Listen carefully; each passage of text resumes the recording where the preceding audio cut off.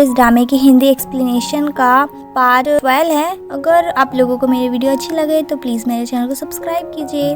तो अब नरेश यहाँ सोमसरी के बारे में बता देता है मियाई को कि वह मर चुकी है, तो उसे झटका लगता है और वह बोलती है कब हुआ, कैसे हुआ। तो साई उसे बताती है कल, और अभी पुलिस एविडेंस ढूंढ रही है। तो फिर वह हंसती है और कहती है कि दीपुम का मर्डर हो गया, मुझ पर गोली चल गई, रात समय का कुछ पता नहीं है और सोमसरी मर गई, न जाने यहाँ क्या चल रहा है। और कहती है तुम दोनों पर भी गोलियां चली थी ना। तो वह कहते हैं हाँ मार्केट में। तो वह कहती है लेकिन अभी तक पुलिस उन लोगों को भी नहीं पकड़ पाई है जिन लोगों ने तुम पर गोली चलाई थी। मेरे बेटा नारिन वाटरफॉल में गिरा, ये बिल्कुल एक्सीडेंट नहीं था, ये जरूर किसी का काम है। नरेश कहता है लेकिन हमारे पास कोई एविडेंस नहीं है और न ही कुछ मिला है हमें। तो वह कहती है अब एविडेंस को भूल जाओ, बस इस बात पे ध्यान दो कि पुनरा में किस पर हमला नहीं हुआ है। तुम्हारे ऊपर हो चुका है, मेरे ऊपर और साई के ऊपर भी। तो साई कहती है मिस नीचा पर, और नरेश कहता है इट पर। तो मियाई कहती बस इन दोनों में से कोई एक है, या ये दोनों भी हो सकते हैं। और मियाई कहती है अब हमें सॉलिड एविडेंस ढूंढना पड़ेगा, और फिर पागलों की तरह हंसती है और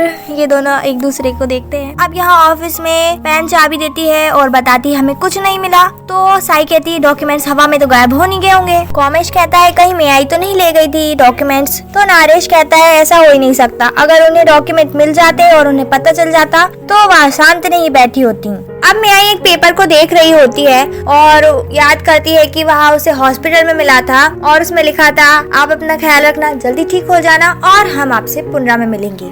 और कहती है कि नारिन प्लीज तुम जल्दी वापस आ जाओ, मैं तुम्हारा इंतजार कर रही हूँ। और फिर सो जाती है और जब जागती है वहाँ नारिन बैठा होता है और वह उससे मिलकर काफी खुश होती है। और फिर हमें पता चलता है कि यह उसका सपना था और वह कहती है मैं तो सपना देख रही थी, वहाँ नारिन नहीं था। और यहाँ नारिन आता है और कहता है कि सपना नहीं था, मैं सच में हूँ। और वह अपने बेटे से मिलकर बहुत खुश होती है और उससे कह रही होती है कि तुम मेरे पास वापस आ गए, और उसे बोलती है कि तुम किसी को बता क्यों नहीं रहे थे कि तुम जिंदा हो। तो वह कहता है कि नहीं हम अभी किसी को नहीं बता सकते हैं। तो वह ऐसा करने का कारण पूछती है। तो वह कहते हैं कि मुझे पता लगाना है कि डैड और नरेश की मॉम यानी आंटी दाओ का एक्सीडेंट कैसे हुआ था। मुझे नहीं लगता कि वह एक्सीडेंट था, उसके पीछे जरूर किसी का प्लान था।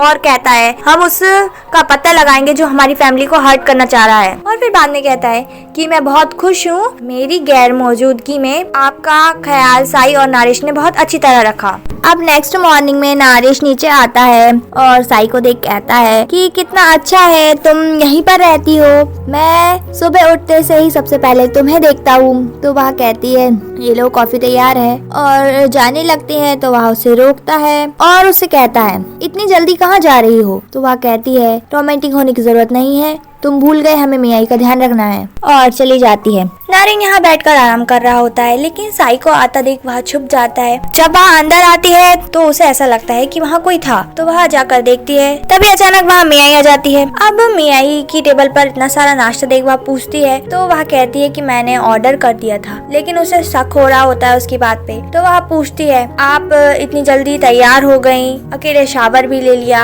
आप अकेले तो नहीं कर सकती, आप अभी तक रिकवर नहीं हुई है पूरी तरह से। तो मियाई कहती है तुम लेट आई इसलिए मैंने अपना काम खुद ही कर लिया। तो वह कहती है सच में आपने किसी की मदद नहीं ली। तो मियाई उससे कहती है मेरी इन्वेस्टिगेशन करना बंद करो और यहाँ बैठो। तो फिर वह बैठ जाती है। तो मियाई कहती है तुम मुझे परेशान कर रही हो। तो वह उठने लगती है। तो वह कहती है मैं मजाक कर रही थी, बैठो। साई मियाई का ऐसा बिहेव देख काफी कंफ्यूज्ड थी। और अब मियाई उससे केस के बारे में पूछती है। तो वह कहती है अभी तो कुछ पता नहीं चला। तो मियाई कहती है ये लोग बहुत स्लो हैं। अब यहाँ इट उस पुलिस वाले से पूछ रहा होता है सोमसरी के केस की प्रोसेस कैसी चल रही है। तो वह कहता है कि नरेश का दोस्त मुझे कुछ करना ही नहीं देता, वो पुलिस वाला है और उसने बैंकॉक से अपनी टीम भी बुलवा ली है ताकि वह केस पर सही तरह से काम कर सके। इट उससे बोल रहा होता है कि तुम्हें कितने पैसे चाहिए मैं तुम्हें दूंगा। तो वह उसे साफ मना कर देता है और फिर गुस्से से कहता है मैंने सोमसरी को नहीं मारा है, उस नीचे ने मारा है, मैं खामा में फंस रहा हूँ। अब नारिन फिर से साई को देख रहा होता है और वह उसी तरफ जाती है। तो उसे फिर से लगता है कि वहाँ कोई था, लेकिन मियाई उसे बोलती है कि यहाँ भूत है, मैं भी रात से सो नहीं पाई हूँ अच्छे से, और उसे बहलाती फुसलाती है कि तुम ज्यादा स्ट्रेस ले रही हो और उसे जाने को बोलती है। और मियाई इशारा करती है नारिन को कि सब ठीक है। अब इट नीचा के पास पहुँच जाता है और काफी गुस्से में होता है और उसे हिला डुला कर पूछ रहा होता है कि बताओ किस हथियार से तुमने सोमसरी को मारा था और वह कहाँ है। और लीता अभी उसकी आवाज सुनकर आ जाती है मदद करने के लिए, लेकिन वह कुछ नहीं कर पाती और यह छानबीन करके भी देख लेता है नीचा के कमरे में, लेकिन उसे कुछ नहीं मिलता और चिल्ला के बोल रहा होता है कि बताओ वेपन कहाँ है। तो उसकी ये आवाज नारेश सुन लेता है और इधर यह उसका गला दबा रहा होता है। नारेश उसे बचाने पहुंच जाता है और इससे बोलता है तुम्हारा दिमाग खराब है, तुम ये क्या कर रहे थे। तो वह कहता है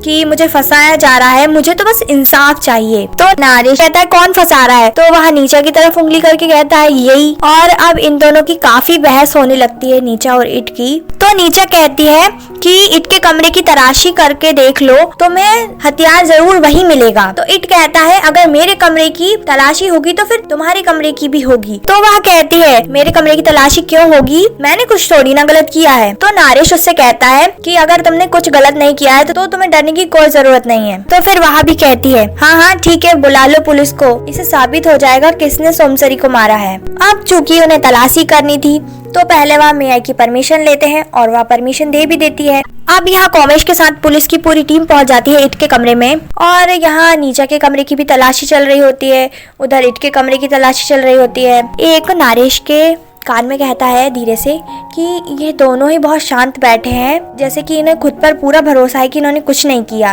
अब यहाँ मेयाई भी आ जाती है साई के साथ और साई फोन लगा के नारेश से पूछती है क्या चल रहा है। तो वह कहता है अभी कुछ पता नहीं चला। नीचा के कमरे में इन्हें कुछ नहीं मिलता तो यह सभी लोग चले जाते हैं और वह एक अजीब सी स्माइल दे रही होती है और इधर हमें पता चलता है कि वेपन इट के कमरे से मिल गया है। जिस बात को सुनकर इट के चेहरे का तो रंग ही गायब हो जाता है। अब ये लोग वेपन देखते हैं और इट पगला रहा होता है भाई ये मेरा नहीं है, मैंने नहीं मारा है सोमसरी को, मुझे नहीं पता ये यहाँ कैसे आया। तो कॉमेश उससे कहता है ये तुम्हारा रूम है, तुम ही तो चाहते थे कि तलाशी हो, तुम ही ने पुलिस को बुलाया। अब पैन साई को बता देती है कि उन्हें एविडेंस इट के रूम से मिल गया है और इसके साथ सभी को पता चल जाता है कि इट के रूम से वेपन मिला है। अब साई मेयाई से कहती है कुछ गलत है क्या मेयाई। तो वह कहती है मैंने कहा कुछ कहा और फिर पागलों की तरह हंसने लगती है और फिर शांत हो जाती है। लीजा एक से पूछती है ये मेयाई कुछ अजीब बिहेव नहीं कर रही, जब से आई है अजीब बातें कर रही है और काफी ज्यादा हंस रही है,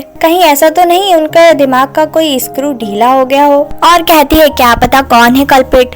तो एक कहता है कि जो ज्यादा गॉसिप करते हैं कहीं वही तो नहीं, खासकर गॉसिप करने वाली लड़कियां। तो वहाँ उसे कहती है बिल्कुल नहीं। अब कॉमेश आके सभी को प्रूफ दिखा देता है। कॉमेश कहता है चलो अच्छी बात है, हमें कुछ तो मिला। तो मेयाई कहती है नारेश से कि अपने दोस्त से पूछो। तो वह कहता है अगर इतने मर्डर किया होगा तो वह सबूत को अपने पास संभाल कर क्यों रखेगा, या तो वह उसे फेंक देता या तो वह उसे छुपा देता। तो कॉमेश भी कहता है हाँ केस और ज्यादा कॉम्प्लिकेटेड होता जा रहा है। मेयाई कहती है जिसने भी गलत किया है उसे उसके कर्मों की सजा जरूर मिलेगी।